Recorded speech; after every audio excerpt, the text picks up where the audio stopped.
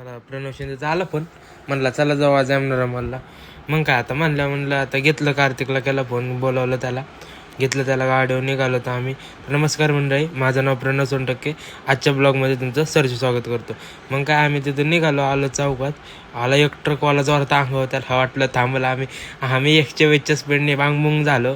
पुढं आर्थिकला दिसली आशिकी लिहिलेली कार, म्हणलं दाखव आपल्या पब्लिकला दाखव म्हणलं. मग आमचा एक कार्यकर्ता थांबलेला 15 नंबरला वाट बघत, त्याकडे गेलो, त्याला घेतला तिथून.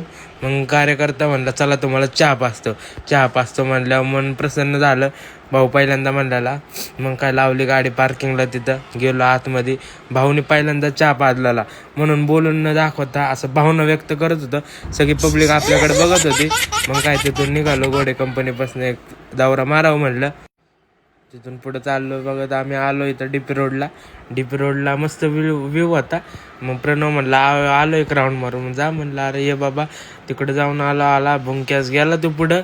मग काय पुढं आलो, कार्तिकला व्ह्यू आवडला आपल्या.